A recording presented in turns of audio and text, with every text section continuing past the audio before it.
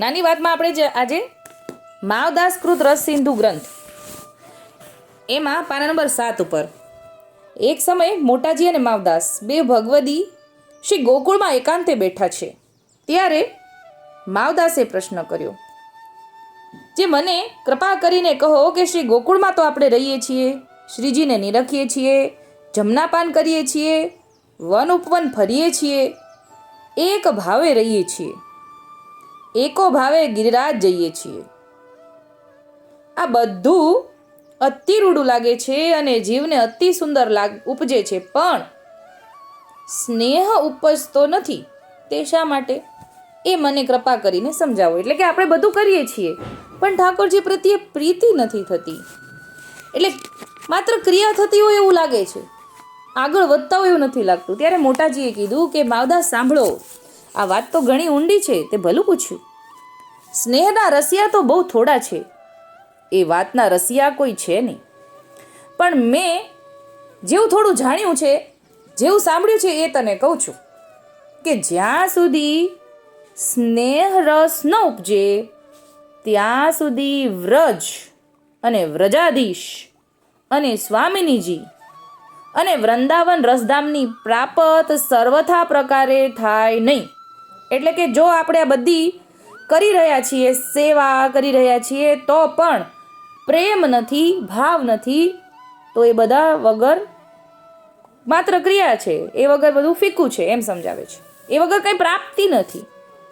એવા ઠાકોરજી તથા સ્વામિનીજીના વચન છે, જે સ્નેહ ઉપજ્યા વિના ભક્તિ કરે છે એનું પ્રાપતનું સ્થાનક નથી, તે નિશ્ચય વચન છે.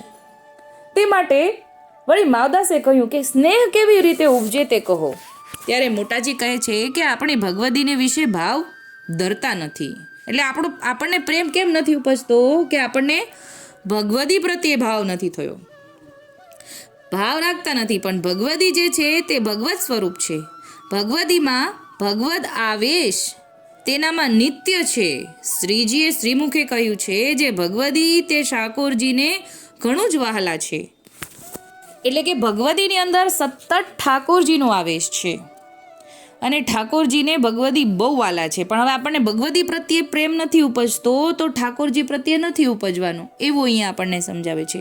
એકવાર શ્રીજી રાત્રે ભગવદ દશમ સ્કંદમાં કહેતા હતા, ત્યાં હું પણ પાસે હતો, હું પણ સાથે હતો એમ કહ્યું. જે એકવાર શ્રી કૃષ્ણજી અને શ્રી બલદેવજી ગાયો ચરાવવાને વૃંદાવનમાં પધાર્યા હતા.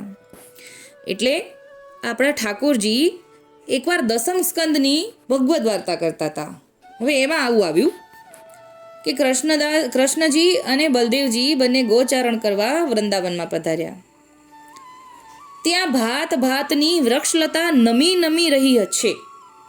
તે શોભા નિરખીને કૃષ્ણજી બોલ્યા, બલદેવજી, આ વૃક્ષલતા ઉત્તમ ફૂલ તથા ફળે કરીને તમારી સેવા કરી રહી છે. એટલે ઠાકોરજીએ બલદેવજીને કીધું કે આ તો તમારી સેવા કરે છે. એમ ઠાકોરજીએ પોતે બળદેવજીને કીધું કે આ વૃક્ષલતા તમને નમી નમીને દંડવત પ્રણામ કરે છે. તે તો તમારા ચરણારવિંદને વિશે નમી નમી રહી છે. જે વૃંદાવનને વિશે વૃક્ષ, લતા અને વન છે, એ ત્રણેયના નાથ તો તમો છો. તે માટે આ આપને નમી નમી રહ્યા છે. તે તમારી સેવા ફળ ફૂલે કરીને કરે છે. તે કોઈ કહેશે કે અહીંયા કેમ આવું કીધું? એટલે અહીંયા એવું છે કે ઠાકોરજીએ કેમ બળદેવજીને કીધું કે વ્રજના નાથ તો તમે છો, તમારી સેવા કરે છે, એવું કેમ કીધું? હવે અહીંયા નીચે સમજાવે છે કે વળી શ્રીજીએ કહ્યું. હવે પાછા આપણા ઠાકોરજી સમજાવે છે, ગોપાલાલ, કે કૃષ્ણ ભગવાને કેમ બળદેવજીને કીધું કે તમે આના નાથ છો? ત્યારે આપણા ગોપાલાલ સમજાવે છે કે વૃંદાવનને વિશે જે વન છે, લતા છે, ત્યાં ઠાકોરજીના ચરણ છે. એ લતા સર્વ કારણ છે. તે ઉપર શ્રીજીએ કહ્યું કે એમાં કાંઈ ઓછું અદકું નથી. પૂર્વે ભગવદી છે અને શ્રીજીનો પૂર્ણ આવેશ છે. એટલે કે ભગવદીની અંદર ઠાકોરજીનો પૂર્ણ આવેશ છે. એટલે કે એ ઠાકોરજી જ છે એવું હજી આગળ સમજાવે છે કે તે માટે અહીંયા દોષ છે જ નહીં, ભેદ છે જ નહીં બળદેવજીમાં અને ઠાકોરજીમાં. બળદેવજી ભગવદી છે અને એ વિશે ઠાકોરજીનો આવેશ સંપૂર્ણ છે. એટલે કે બળદેવજીની અંદર કૃષ્ણ ભગવાનનો આવેશ સંપૂર્ણપણે છે, એટલે બળદેવજીમાં જ્યારે જ્યારે ઠાકોરજીનો આવેશ છે, સદાય છે, અહીંયા તો એમ સમજાવ્યું, ત્યારે ઠાકોરજી જ છે એટલે લતાપતા બળદેવજીને નમે છે, કેમ કે એમને તો દર્શન તો બળદેવજીની અંદર કૃષ્ણ ભગવાનના જ થાય છે, એવું અહીંયા સમજાવ્યું. તે માટે ઠાકોરજી સામગ્રી ભગવદીને સમર્પે છે અને નહીં ઠાકોરજીનો આવેશ સંપૂર્ણ છે, તે માટે ભગવદ સામગ્રી ભગવદીને સમર્પીએ તો કાંઈ દોષ નથી. એટલે કે જ્યારે ઠાકોરજીના દર્શન ભગવદીની અંદર થાય છે ત્યારે આપણે એમને દંડવત પ્રણામ કરીએ છીએ, આપણે એને ભોગ ધરીએ તો એમાં કંઈ દોષ નથી. તે માટે ઠાકોરજી સામગ્રી ભગવદીને સમર્પે છે અને ભગવદીને સમર્પેને પોતે લે છે. તે ભગવદીની સામગ્રી શ્રીજી વળતા આરોગે છે, તેમાં કંઈ દોષ નથી. તે શા માટે? જે ભગવદી અને ભગવત ગુણારવિંદના ગ્રંથ એટલે કે હસ્તપ્રદ એ ત્રણેયમાં ભેદ નથી, એક જ છે.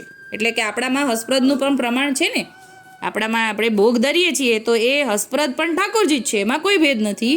એવી રીતે આપણામાં ભગવદીને ઠાકોરજીથી અધિક જાણવાનું કીધું છે, એમાં પણ ભેદ નથી, એવું આપણને અહીંયા સમજાવ્યું. અત્યારે આટલું જ બોલીને મારી નાની વાતને વિરામ આપું છું. બોલો શ્રી ગોપાલ લાલ કી જય.